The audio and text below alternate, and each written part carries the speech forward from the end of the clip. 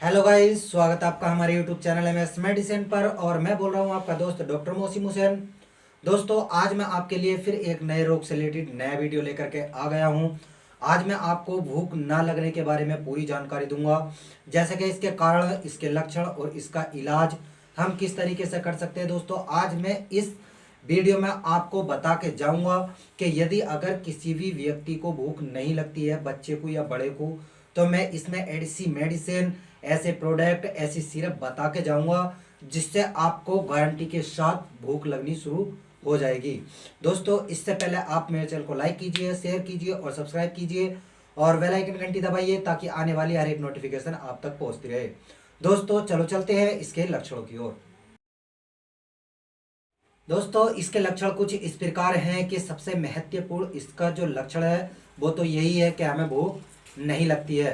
फिर दोस्तों, अगर भूख लगती भी है और हम खाना खाने के लिए जैसे जाते हैं तो हमें ऐसा लगता है कि मतलब थोड़ा सा खाना खाया और उसके बाद मन ना करता है बिल्कुल भी खाना खाने को। और खाना खाते खाते यदि पेट पूरी तरीके से भरता नहीं है और हमारा जो है जी मचलाने लगता है, मतलब खाना खाते खाते जी मचलाने लगता है, मन नहीं लेता है खाने को। और अगर हम जबरदस्ती खाना खा भी लेते हैं तो उसके थोड़ी देर बाद उल्टी हो जाती है, या फिर अगर हम खा लेते हैं तो ऐसा लगता है जैसे कि हमारा खाना सारा यहीं पे रखा हो, लीवर पे रखा है, इस तरीके से ऐसा महसूस होता है। और हमें भूख ऐसा समझ लो कि मतलब अगर हमने सुबह को खा ली तो दोपहर में नहीं खाई, शाम को थोड़ी बहुत खा ली, इस तरीके से स्थिति बन जाती है इस रोग में। और यदि अगर कोई व्यक्ति ज़्यादा खाना खा लेता है तो उसका पेट चढ़ जाता है, पेट अफर जाता है और खट्टी खट्टी डकार आने लगती है और सीने पे जो है जलन महसूस होने लगती है। और दोस्तों, इसकी वजह से जो है हमारे शरीर में बहुत ज़्यादा कमजोरी भी होने लगती है, क्योंकि अगर कोई भी व्यक्ति खाना समय से नहीं खाएगा तो जाहिर सी बात है कि मतलब कमजोरी उसको दिखाई देने लगेगी। और कमजोरी के साथ साथ दोस्तों, उसका दिल कमज़ोर हो जाता है, बहुत ज़्यादा आलस्य हो जाता है, मतलब किसी भी काम को करने की इच्छा नहीं करती है, क्योंकि शरीर में इतनी जो है शक्ति नहीं है कि मतलब वो किसी काम को करे। क्योंकि हमारे शरीर को जो है शक्ति प्रदान खाना ही करता है। यदि अगर हम खाना समय पे नहीं खाएंगे तो शरीर तो डाउन हो ही जाएगा।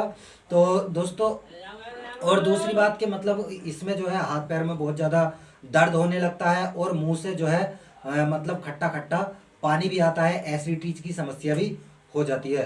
तो दोस्तों, ये थे इसके लक्षण कि किस तरीके से इसके लक्षण दिखाई देते हैं। अब मैं इसके कारणों के बारे में बताऊंगा कि भाई अगर आपको भूख नहीं लग रही है तो किस कारण नहीं लग रही है, क्या वजह है मतलब भूख ना लगने की। तो दोस्तों, चलो चलते हैं इसके कारणों की ओर।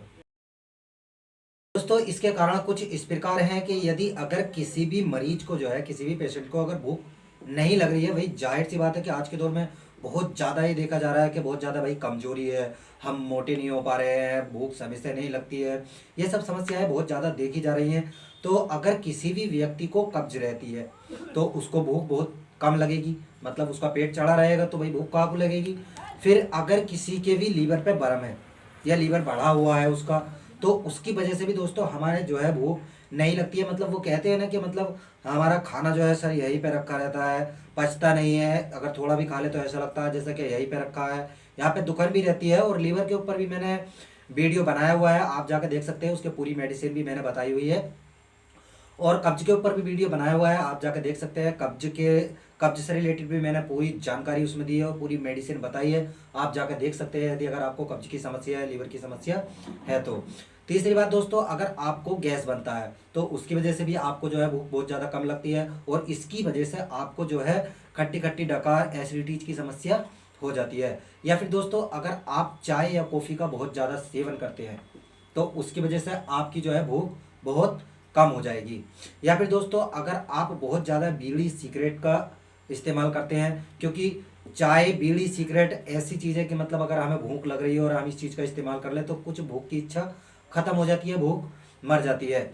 या फिर दोस्तों, अगर आप आटे या बेसन के बने जो गुल्ले होते हैं, अगर आप उनका ज़्यादा सेवन करते हैं ज़्यादा मात्रा में, तो उसकी वजह से आपकी भूख थक जाएगी, हल्के हल्के हल्के हल्के आपकी भूख खत्म हो जाएगी। तीसरी बात दोस्तों, यदि अगर आप सुबह को पराठे खाते हैं, बहुत ज़्यादा तला भुना लेते हैं, सुबह नहीं, सुबह में, दोपहर में, शाम में, किसी भी टाइम, क्योंकि अधिकतर पराठे जो है सुबह के टाइम लिए जाते हैं। तो यदि अगर आप किसी भी टाइम पराठे या ज़्यादा तला भुना लेते हैं तो उसकी वजह से भी आपकी भूख खत्म हो जाएगी, आपको भूख नहीं लगेगी, आपके शरीर को खाना नहीं लगेगा। यदि अगर दोस्तों आपको टाइफाइड मियादी बुखार किसी तरीके का बना हुआ है तो उसमें भी जो है हमारी भूख मर जाती है, उसमें भी हमें भूख नहीं लगती है और शरीर भी नहीं पनपता है, क्योंकि सर हमें तो जो है मतलब बीमारी लगी हुई है तो शरीर कहाँ को पनपेगा। और दोस्तों यदि अगर आपकी आंतों में इन्फेक्शन हुआ है तो उसकी वजह से भी आपको जो है भूख लगनी कम हो जाएगी।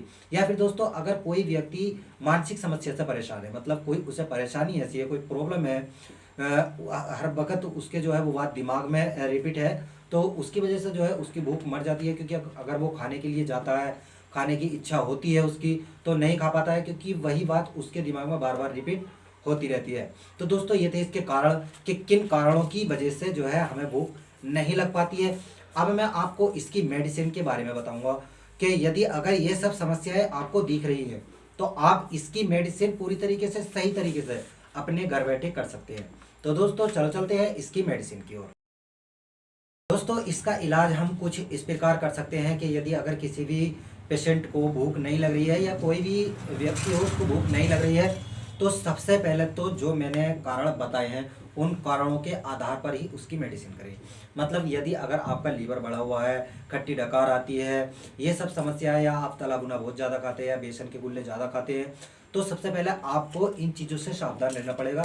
और यदि अगर आपको किसी कारण की कोई बीमारी की वजह से भूख नहीं लग रही है तो सबसे पहले आप अपनी बीमारी को दूर करें। दोस्तों इसके बाद भी अगर आपको भूख नहीं लगती है तो साइपोन सिरप आता है, आप जो है साइपोन सिरप सुबह दोपहर शाम या फिर सुबह शाम मरीज की आवश्यकता अनुसार मरीज को दे सकते हैं। दोस्तों थोड़ा नशीला होता है, इसको पीने के बाद आपको थोड़ा सुस्तीपन नशीलापन होगा, लेकिन उससे कोई दिक्कत नहीं है, कोई परेशानी नहीं है, आप आसानी उससे परेशान ना हो, आसानी के साथ ले सकते हैं। दूसरा दोस्तों अगर आपको ये सिरप इसके बदले आप जो है साइप्रोहेप्टाडीन साल्ट की सिरप आती हैं तो आप उसमें से कोई भी सिरप ले सकते हैं। या फिर दोस्तों अगर आपका लीवर बढ़ा हुआ है तो आप लीवर के लिए लीवर 52DS सिरप आती है, लिवोरब सिरप आती है, और भी लीवर एंजाइम सिरप और भी बहुत सारे लीवर के सिरप आते हैं। आप जो है कोई भी अच्छा ब्रांड कंपनी का सिरप ले सकते हैं और उसको जो है आप सुबह दोपहर शाम तीनों टाइम मरीज की आवश्यकता अनुसार मरीज को दे सकते हैं, लेकिन तला भुने का आप और चावलों का इसमें जो है परहेज रखना पड़ेगा। और तीसरा दोस्तों यदि अगर आपको गैस की समस्या है तो गैस से रिलेटेड आप जो है अरिस्टोजाइम सिरप आता है, आप जो है अरिस्टोजाइम सिरप मरीज की आवश्यकता अनुसार मरीज को जो है सुबह दोपहर शाम मरीज की आवश्यकता अनुसार मरीज को दे सकते हैं। या फिर दोस्तों गैसोनिल सिरप आता है, गैसोनिल सिरप यदि अगर आपको कब्ज रहती है तो उसमें बहुत अच्छा लाभदायक होता है। अगर आपको उसकी वजह से जो है भूख नहीं लगती है तो आप जो है गैसोनिल सिरप ले सकते हैं। और साथ ही साथ आप जो है इनमें से कोई सा भी सिरप ले ले। अगर आप लीवर 52 सिरप या साइप्रोहेप्टाडीन सिरप या फिर अरिस्टोजाइम सिरप, आप इनमें से अगर 2 एक सिरप भी चलने देंगे, जैसे कि आपने साइपोन सिरप ले लिया, अरिस्टोजाइम सिरप ले लिया, ये 2 सिरप भी आप ले सकते हैं अगर आपको गैस बनती है, भूख नहीं लगती है तो। या फिर आप जो है लीवर 52 और साइपोन सिरप भी ले सकते हैं। साथ में दोस्तों आप जो है मतलब जिसको भी भूख नहीं लगती है तो कमजोरी तो हो ही जाती है, भी जाहिर सी बात है, तो आप जो है इसके साथ मल्टीविटामिन सिरप कोई भी ले सकते हैं। और दोस्तों टैबलेट आप इसमें लीवर 52 टैबलेट हिमालय कंपनी की आती है, आप जो है सुबह दोपहर शाम एक एक गोली मरीज की आवश्यकता अनुसार मरीज को दे सकते हैं। और दोस्तों साइप्रोहेप्टाडीन टैबलेट आती है, आप जो है साइप्रोहेप्टाडीन टैबलेट भी मरीज की आवश्यकता अनुसार मरीज को सुबह दोपहर शाम करके ले सकते हैं। और 3 से 4 दिन के अंदर ही अंदर दोस्तों बहुत ही ज़्यादा भूख लगने लगेगी और आपका शरीर जो है सही होने लगेगा, मतलब आपको खुद महसूस होने लगेगा कि हाँ मैं अब पहले से बहुत बेहतर हूँ। इसके बाद दोस्तों अगर आपको कब्ज जो गैस वूस रहती है तो आप पेंटोप कैप्सूल ले सकते हैं। एसिलोक आरडी टैबलेट आती है दोस्तों, आप जो है वो मरीज की आवश्यकता अनुसार मरीज को दे सकते हैं। एसिलोक टैबलेट आती है 150 mg में और 300 mg में, आप जो है गैस के लिए मरीज की आवश्यकता अनुसार मरीज को वो दे सकते हैं। अगर दोस्तों सिरप मरीज नहीं लेना चाह रहा है तो आप टैबलेट इनमें से जो है साइप्रोहेप्टाडीन टैबलेट और लीवर 52 टैबलेट और साथ में जो है कोई भी एसिलोक टैबलेट या एसिलोक आरडी टैबलेट मरीज को दे सकते हैं। और इसके साथ आप जो है अगर मरीज बहुत ज़्यादा कमजोर है तो इसके साथ आप जो है मल्टीविटामिन कैप्सूल कोई भी लगा सकते हैं। दोस्तों ये थे इसका इलाज पूरा।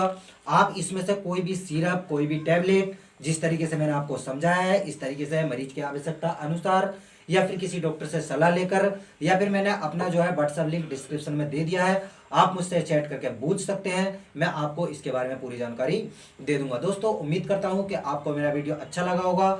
आप मेरे वीडियो को लाइक कीजिए और ज़्यादा से ज़्यादा दोस्तों में शेयर कीजिए। दोस्तों मिलते हैं अगले वीडियो के साथ। धन्यवाद।